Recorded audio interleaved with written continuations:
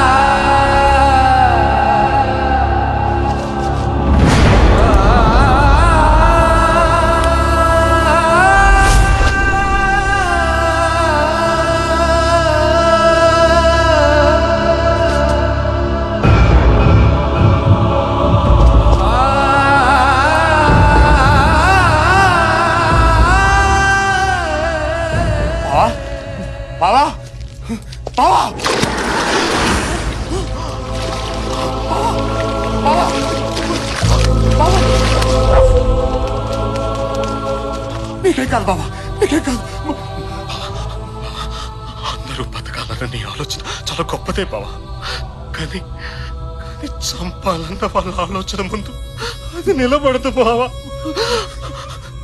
నువ్వు వచ్చాక బతుకులు మారిపోతాయని అందరూ ఆశలు పెట్టుకున్నారు బావా. ఆశల్ని బతికించు బావా.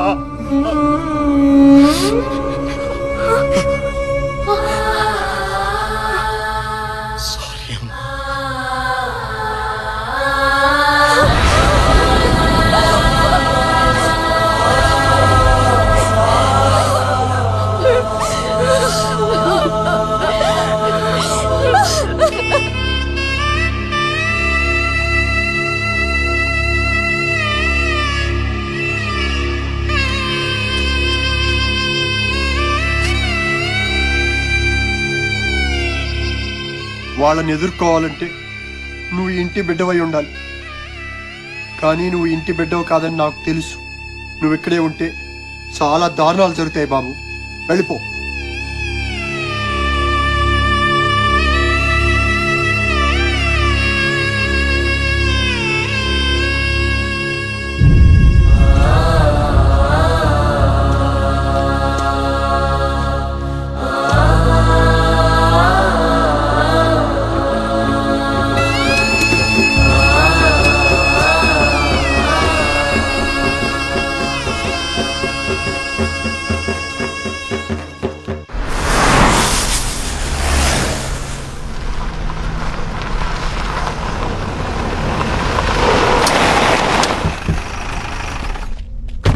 అన్నా మన దెబ్బ కాడేపటికి పారిపోయి ఉంటాడన్నా. ఆడదానిలాగా పారిపోతాడో మగాడ్లాగా బరిలోకి దిగుతాడో చూద్దాం. అన్నా దిగాడన్నా.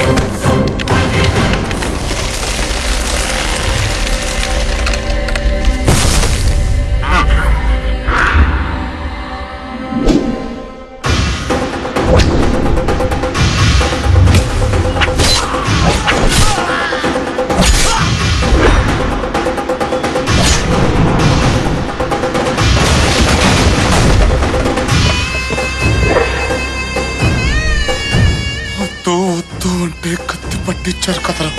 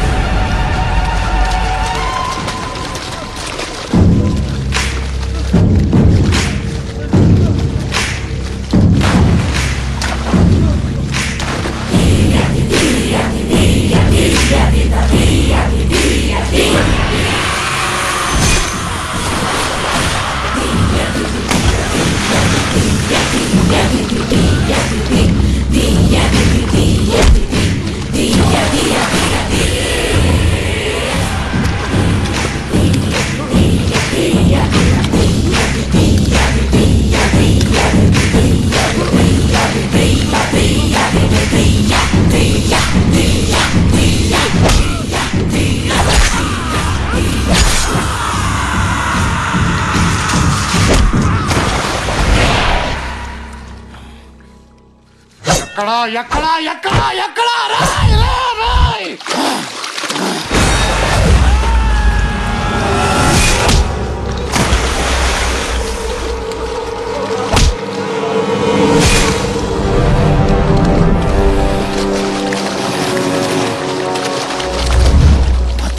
బతకండి అంటే వినలేదు కదరా. కోత మొదలైంది. రాత రాసిన భగవంతుడు వచ్చిన ఆపలేడు.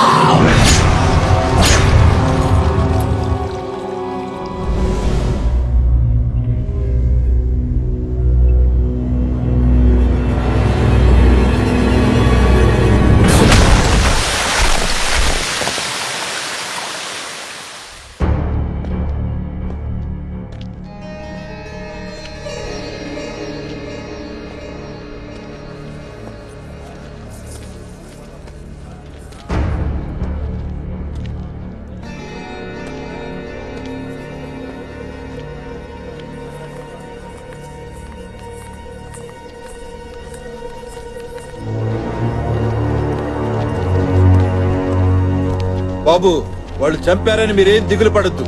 చచ్చే వరకు మీ వెనకాల మేముంటాం.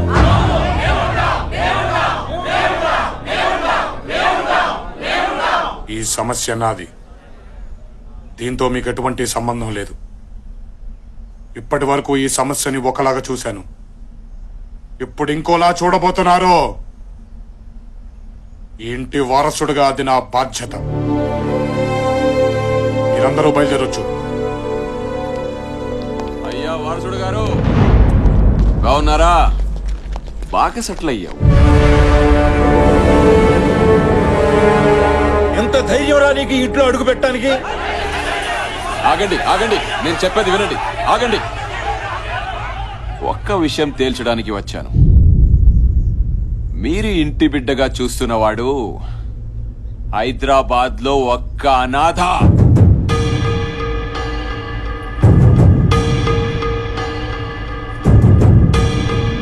అనాథని ఇంటి పెద్ద ఆయన దత్తతకి తీసుకొచ్చాడు. ఇవిగో ఫోటోస్. సొంత బిడ్డని ఎవరన్నా దత్తతకి తీసుకుంటారా? చెప్పరా, నువ్వు ఇంటి వారసుడువా? చెప్పరా.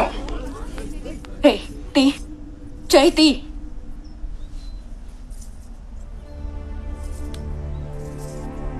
నా మీద ఒట్టేసి చెప్పు, నువ్వు నిజంగా మా తమ్ముడివి కదా?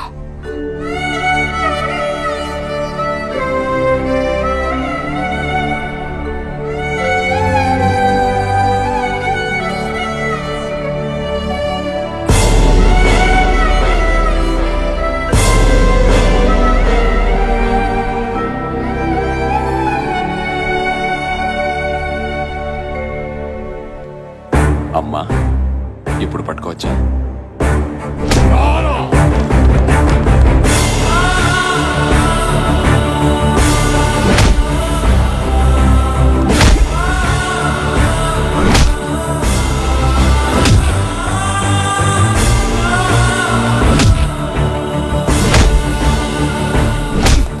నువ్వు ఇక్కడ సెటిల్ అయ్యావంటే ఇంటి వారసుడిని ఏం చేశావు?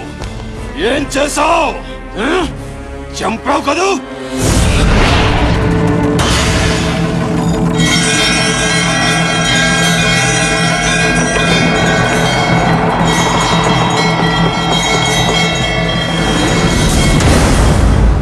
చెప్పరా, చంపావు కదూ?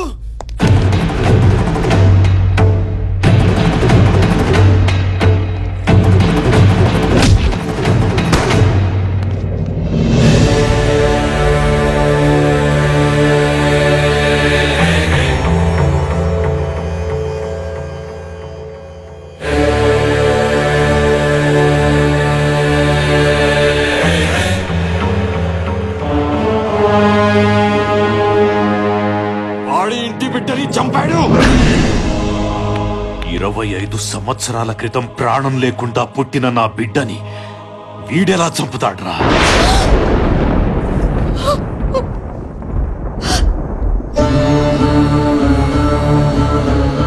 జనం కోసం, ఈ ఇంటి కోసం వాడు బతికే ఉన్నాడు, వస్తాడు అని అబద్ధం చెప్పాను. బిడ్డ చనిపోయినప్పుడే సగం చచ్చాను. శత్రువు క్షమాభిక్ష పెట్టినప్పుడు పూర్తిగా చచ్చిపోయాను.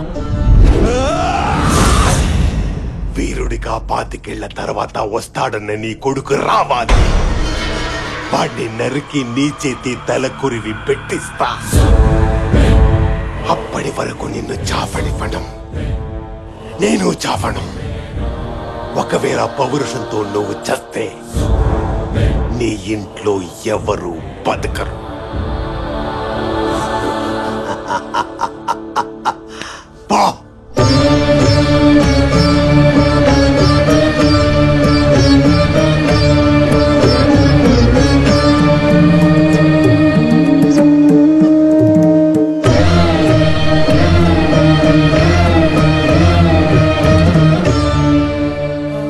ప్రతి సంవత్సరం చినరాజా పుట్టినరోజని మీరందరూ పండగ చేసుకుంటుంటే నేను లోపల పిండం పెడుతూ బతికాను. దేవుడు ఏదో ఒక రూపంలో వస్తాడన్న నమ్మకంతో అబద్ధం చెప్పాను.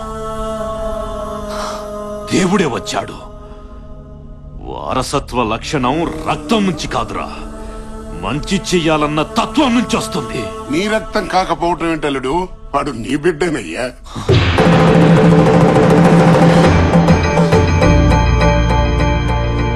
ఆనాడు నా బిడ్డ బాధ చూడలేక నేను చెయ్యరాని తప్పు చేశాను. ఈ రోజు చాలా మంచి రోజమ్మా. 12 మగబిడ్డను కంటావు. వద్దు నాన్న, ఆడపిల్లే కావాలనుకుంటున్నా. ఈ గొడవల వల్ల ఏం మిగిలింది నాన్న? ఆయనొక్కడు తప్ప. రేపేదైనా జరగరాంది జరిగితే ఏదో ఓ రోజు ఈ బిడ్డని కూడా రక్తపు ముద్దలా నా కళ్ళ ముందు పెడతారు. కన్న తల్లిగానే భరించలేను. నా బిడ్డ కోరిక నిజం చెయ్యాలి అంటే ఈ వంశంలో పుట్టే బిడ్డ శత్రువును చంపేవాడు కాదు, శత్రుత్వాన్ని ఆపేవాడు కావాలి. యుద్ధం చేసేవాడు కాదు, యుద్ధాన్ని ఆపగలిగేవాడు కావాలి. వాడు ఈ ప్రాంతంలోనే పెరుగుంటే చంపటమో చావటమో రెండే తెలిసేవి. కానీ వాడికి ప్రాణం విలువ తెలియాలి, బ్రతుకు విలువ తెలియాలి, ఆకలి విలువ తెలియాలి, కష్టం తెలియాలి, కన్నీటి విలువ తెలియాలి అని అనాథాశ్రమంలో పడేస్తే అల్లారు ముద్దుగా పెరగాల్సిన వాడు అనాథగా అల్లాడిపోయాడు. 10 మందికి వెండి కంచాల్లో అన్నం పెట్టాల్సిన వాడు అన్నం కోసం ఆకలితో ఎదురు చూశాడు. పట్టు పరుపుల మీద పడుకోవాల్సిన నా బిడ్డ ఫుట్పాత్ల మీద పడుకున్నాడు.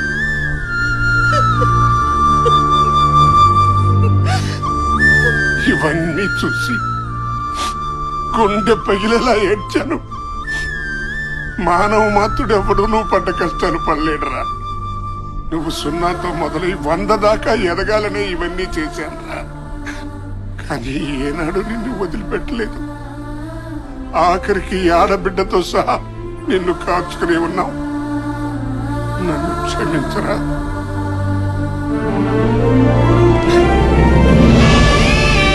నన్ను క్షమించరా మనోడా, క్షమించు.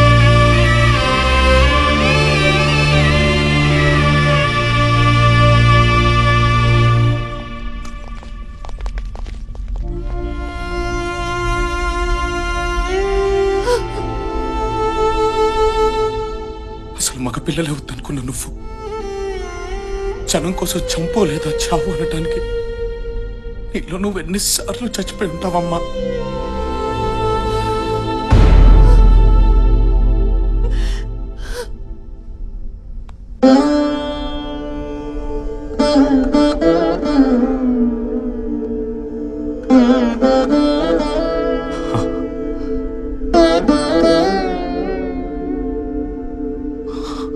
నీ తల్లి ఆశయం నుండి పుట్టిన వాడివి. ఇప్పుడు నాకు నీలో 70 ఏళ్ల చరిత్రని తిరగరాసేవాడు కనిపిస్తున్నాడు. 25 సంవత్సరాలుగా నేనెదురు చూసింది, నీ తల్లి ఎదురు చూసింది, బిడ్డల్ని పోగొట్టుకున్న ఈ జనం ఎదురు చూసింది ఈ రోజు కోసమే. నీకు నచ్చేది, జనం మెచ్చేది చెయ్యి.